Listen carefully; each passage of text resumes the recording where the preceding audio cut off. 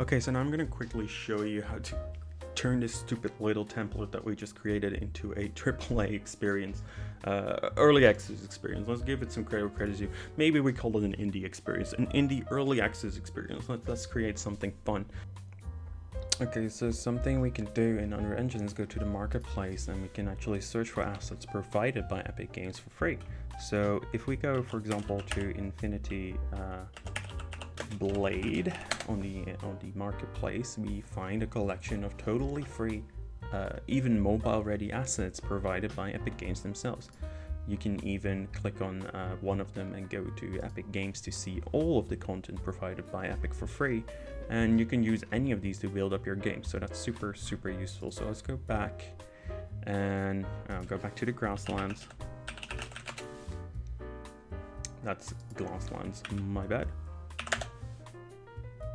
And let's see, okay, Infinity Blade 1 is not there. Infinity Blade, there we go. And go to the Infinity Blade grasslands.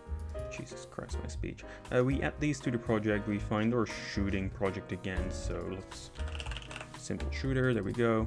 And we add it to the project. So we can see these files are 0.6 gigabytes, which is perfectly doable for GitHub. For example, don't use the open world demo collection. The assets are amazing, but it is 6 gigabytes, and that is without putting it into a level, which is gonna create an even bigger size when done, and it's simply never gonna fit on GitHub. So stay with one of these Infinity Blade assets if you want to keep it sizable and have GitHub not scream at your face for using impossibly big assets. Okay, so now that it's done adding these files to the project, we can jump back into the project and we see that we have a folder called Infinity Blade Grasslands. So what we're going to do is we're going to simply create a new level, and I'm going to show you some tips and tricks of how to get an awesome level off of the ground in like no time at all. So I'll call this main because I'm lazy. I go here on the right and I navigate to the lighting section, and I'm going to copy all of these because these are incredibly useful. So I jump into the new level that we just created, I save changes to the previous level, the amazing level design changes of course, and I paste this in. So let's see, now we have our lighting, we have everything, but I forgot one important thing to copy along. So we have back into the first person BP maps, first person example map. What we're missing is, there it is, the sky sphere blueprint. So you want to grab that, might as well grab the atmospheric fog, copy, Ctrl C of course, and go back to content, to our main level, and paste them in. Now we suddenly have a level with actual lighting that we can work with, something that we can see. Now, in order to quickly create a gameplay world, all you have to do is up here in modes, you go to the landscape mode and you can add a landscape. It's already massive for this course, so no need to play with the settings, but if you want to Google it, simply click create. I don't have a landscape material right now, so I'm not going to set any, but we're just going to quickly create a landscape. Now we have a landscape, but this is obviously incredibly flat. So a quick thing you can do to spice it up just a little bit is go to noise, create a massive brush size, and just see, it's maybe a little too much clicking. Click at a couple spots, hold it in a couple spots. There we go. These noise functions are incredibly useful just to create some basic diversity, make your map a little less boring without overwhelmingly changing anything, and there we go. We now have a mountainy landscape. It kind of looks as if something is going on, and we no longer have a completely flat world, and that took us like 3 seconds. Okay, so next up we can go back in modes. We can go to select, which is the default editing mode. We can click our landscape and we can maybe look if there is a nice material in one of the Infinity Blade assets. So let's just put in landscape because I mean everybody uses that word, and there we go. Looks like there is an engine tutorial which has a nice landscape material, so let's plop that in. And now it's gonna slowly compile those shaders. That's why we probably see nothing happen. Let's go back into modes. We can go to landscape and we can go to paint. Now here you can see there are a couple of layers with different colors. but unfortunately they have no information yet. But hey, look at that, we can click here and we can simply create a layer info file. So we're just going to do this, just click on plus, weight blended layer, just click on OK. You don't have to think about it at all. Click done. And what we can actually do now everything is dirt, but meanwhile I want some snow, so I click or some grass and some snow. So I click on grass and I just start moving this brush over the ground while clicking, which will paint some things green. Unfortunately, this is a rather boring material. Well, it may be a bit boring, but it doesn't seem to be a better alternative right now. But of course, you are free to look for cool landscape materials. So what we can do here is like just quickly paint a little more, like make these look like they're actually mountains a little bit. And we'll do that here as well. So these mountain tops should be snowy. There we go. You see, perfect. And then we grab some grass and we paint on some grass layers. And I am completely aware that this looks absolutely ridiculous, but it looks better than having no textures at all. And I have a little trick with which we can most likely solve this really quickly. So we can save this, and it's gonna look super weird for a second, but don't worry, that's gonna go away.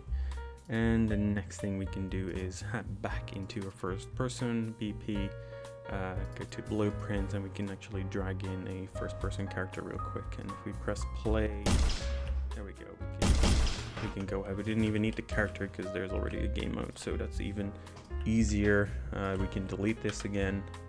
We can go to select mode, click on it, delete it, and then we can go here, search classes, and we can, oh, it's right there, player start. We drag in a player start. If we click play, that's where we start now. So we're in our awesome little landscape. So the next thing I'm going to show you is how to quickly spice up this landscape even further by going into the foliage mode. So we can add foliage. Unfortunately, there's no pre-made foliage types in here, but we can add we can navigate to some nice foliage actions real quick. So if we go into Infinity Blade Grasslands, go into environments, earth, and static mesh, we can actually find a couple of foliage assets. So how about we grab all of them, select them, but control click, and just drag them in here, which is going to create some foliage type for us. What we can do is we can click any of these types and we can set some values for them. So for density in this case, let's set it to 0.5. Then we scroll down a little bit, and this is quite important. You want to turn on cast shadow, but turn off cast static shadow. Trust me on that one. And you want to turn on block all as collision preset for this one, because this is a tree, you can't walk through the tree, so collision is somewhat important in this case. For all of these, I'm gonna change the density to 0.05, 0.05. This density can be 0.05 as well. Let's just click all of these, honestly, put them on 0.05, and also scroll down and turn off the static shadow. Very important. Now I save these and I can actually paint now. So all of these are enabled. You can see it by this little marker here, and we can zoom in on the level a bit, and if we click now, we're gonna get some foliage. It's not much, because the density isn't very high, but I feel like this is actually a good starting point. So let's see, let's bump up this size a bit, and we can actually increase the density a little bit. And now if we move over the map, we suddenly have a populated map. It's like there's actual flora on this little world we have been working on for the last, I don't know, 5 minutes. So cool, we have that now, but it still looks incredibly boring. So let's make a small adjustment. Let's spice it up and let's get rid of this awful ground material by using this simple little trick. I'm going to deactivate everything except for this little thing. It's called a ground clover. I don't know why. And I'm going to scroll down here, enable density scaling, and I'm going to bump up this density to, what shall we try? Let's try 10 real quick. And if we click, it's still a little scattered. Let's change it to 100. There we go. How about 150? Now, this is generally not the best thing ever to do, but it works. Let's remove all of these and quickly go to one. So I Control Z and removed all of them. Let's go to one last setting, which in this case will be the call distance. I want to put the call distance of this stuff on 5,000, and you'll see in a little bit what that does. So if we now paint all over the map again, there we go, we paint our grass.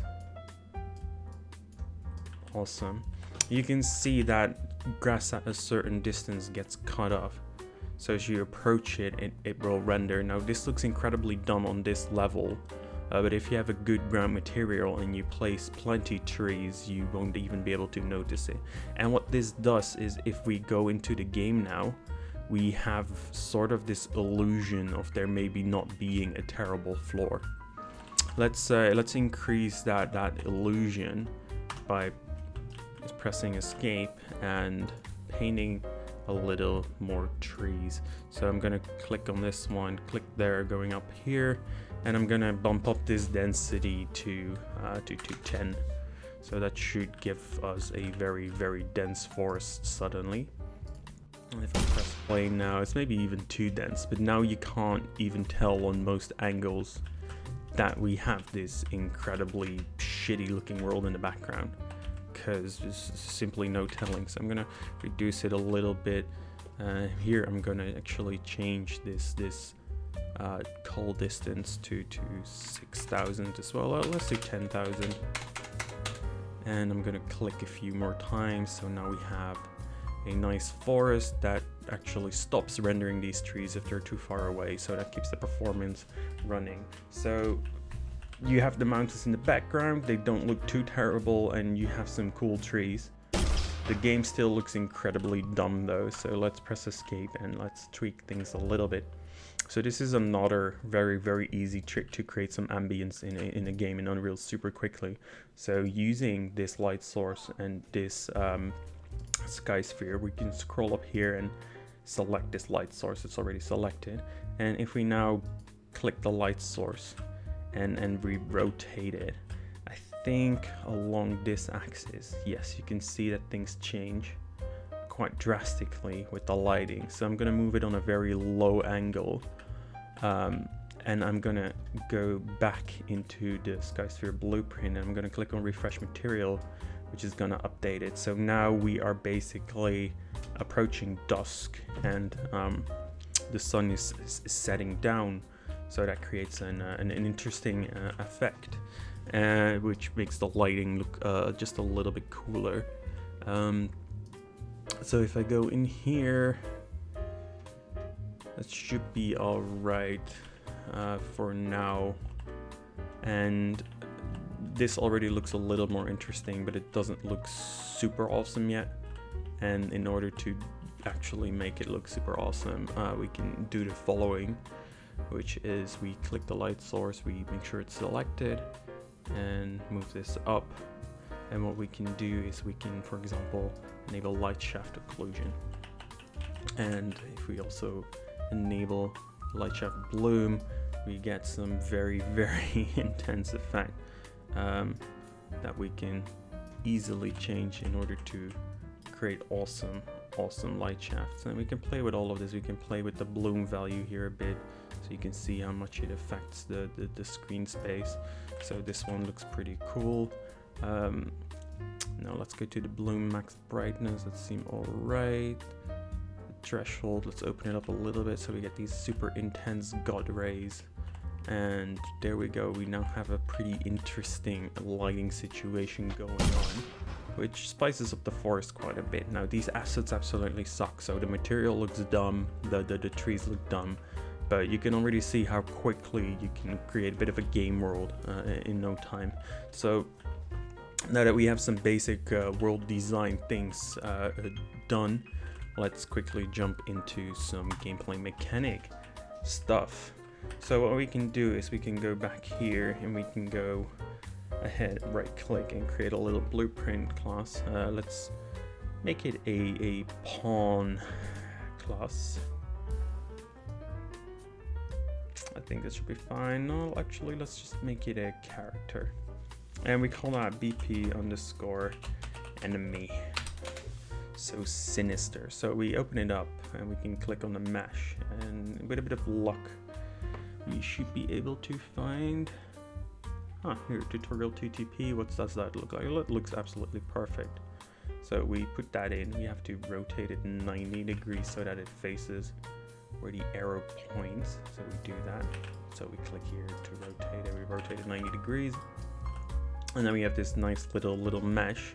It looks like I have to scale down the Z a little bit for it to fit, but that looks incredibly stupid. So click on this little icon to scale uniformly, and scale it down so that it fits its own hitbox. Alternatively, scale up the hitbox. I really don't care. So now it fits in its own hitbox, so that we can do some like fun stuff with shooting at it in a bit. And we can go to use animation blueprint here on the right, and then class will be, let's see, what is this thing called? Tutorial TTP. Is there maybe a tutorial TTP animation blueprint? There we go. We have a character with an animation blueprint that allows it to walk around. Super easy. Compile, save. Now we go to the event graph, and basically what we're gonna do is play. We're gonna right click. We're gonna create a timeline. Add timeline. So do thing. Super easy. So what I'm gonna do is I'm gonna double click this every 5 seconds. So this takes 5 seconds to complete because I have a track that takes, I'm gonna call this do nothing. It takes 5 seconds to do anything, and I'm gonna click on loop and autoplay. So as soon as the game starts, it's gonna do this little thing. Actually, let's remove autoplay. Let's just loop it. So if we go back into the event graph, we can now on begin play. Track is in there. Cool. Now we have something that loops every 5 seconds. So what you can do is when it's finished, we can go here, click on AI. We can actually should be able to go to navigation. Simple move to actor. So what this does is it simply tries to move this character, because the character class has some built-in AI functions, to a specific actor or a location. But in this case, we want an actor because we have a first-person character. So what we can do is we can drag this out and then find actor.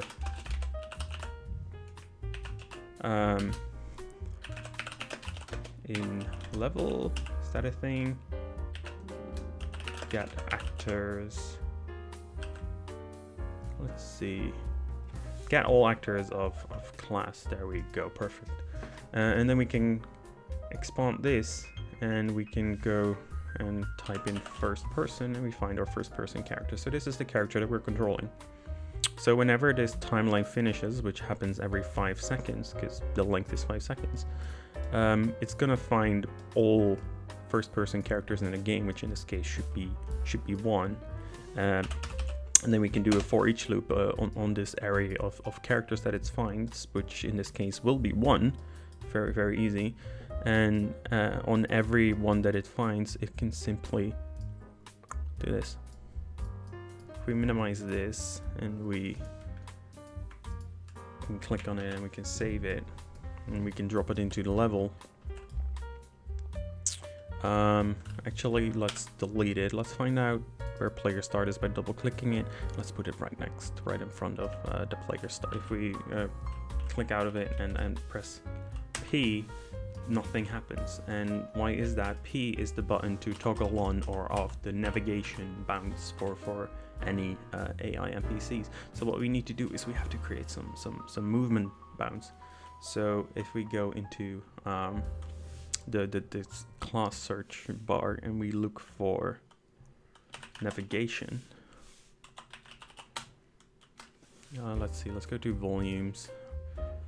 Let's scroll through it. There we go. Nav mesh bounce volume. This is the volume that defines in which area any NPC, or if you use it elsewhere, whatever else, is allowed to navigate. So we're going to scale that up massively so that it covers a wide area of our level. And if we press P now, everything turns green, which is showing that everything that is green is where an NPC can stand. So the AI controller, the simple AI move to node, uses this volume and uses this green surface area to determine which steps an enemy in this case can take to get to our player. So with a bit of luck, if we save this and we press play, we can see something more happen than before.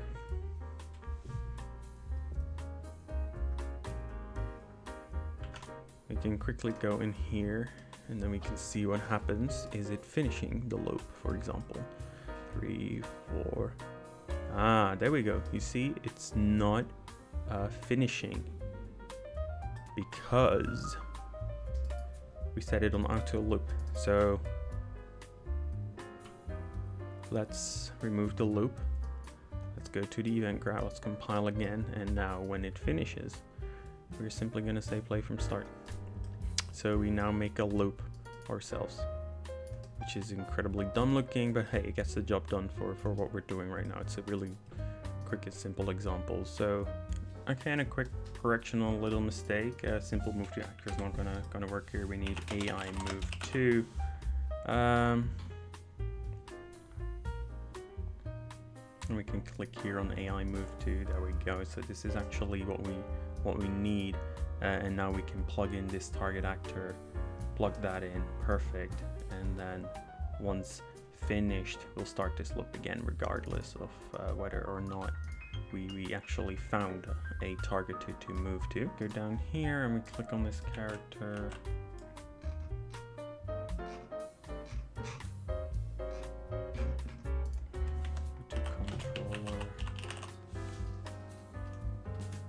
Perfect, it's already assigned an AI controller by default.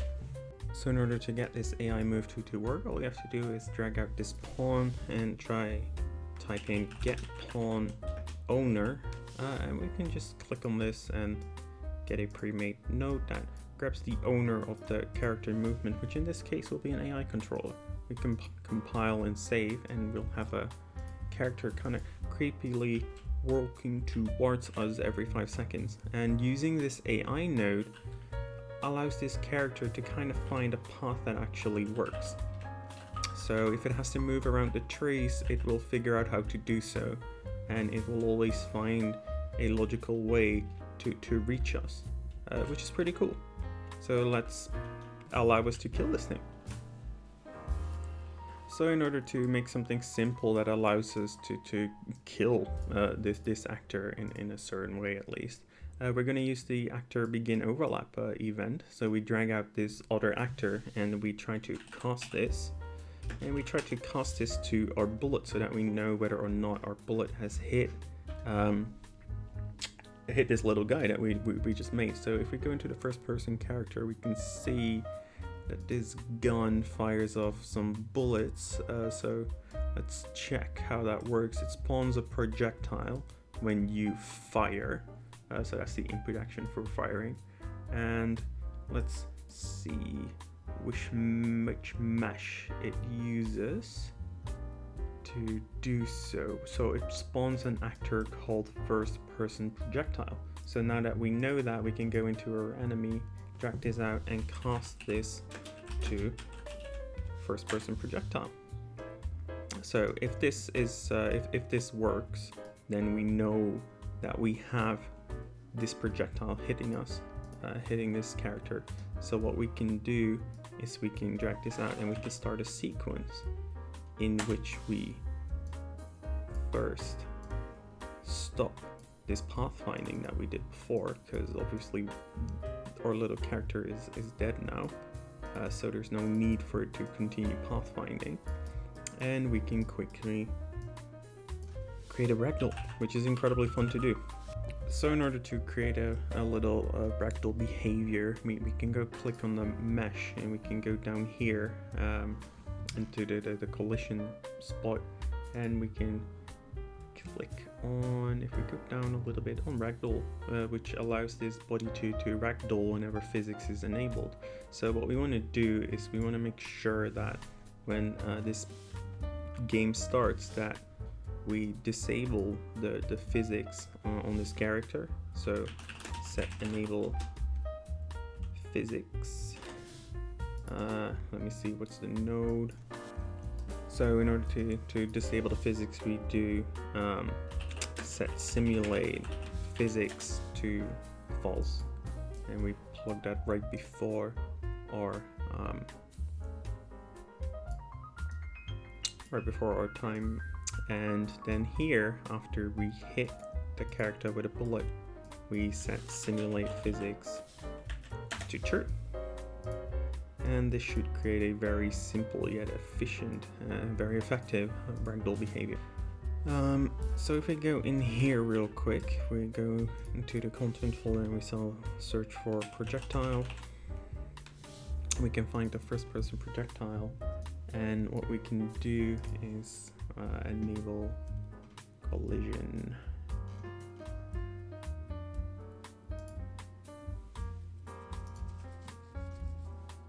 We want to change this to overlapping pawns, and we want to just quickly compile that so that this overlap event will actually fire, and then we can click play and we can actually kill our enemy character.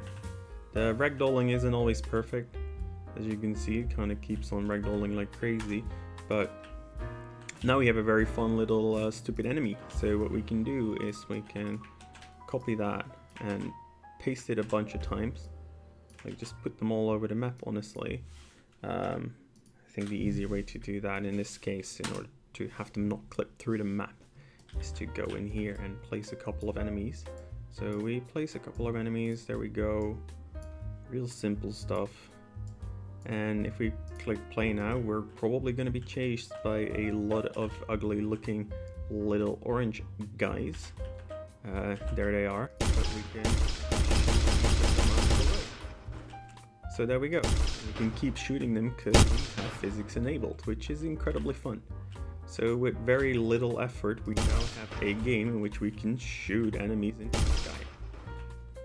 So that's the end of this like tiny little tutorial on how to get started in making a very silly game in Unreal in a matter of minutes. It's no longer than an hour if you follow this guide properly. So have fun. And of course, do not forget to go in here and commit all of this work. So a good summary would be added grasslands assets, created level and enemies, commit to master, and well, get a little warning that this is too big. We don't need that map. It's an example map, so that's actually good feedback from GitHub. So we can go back into content, we can go into Infinity Break Grasslands, maps, and honestly, let's delete the whole maps folder because we don't need these.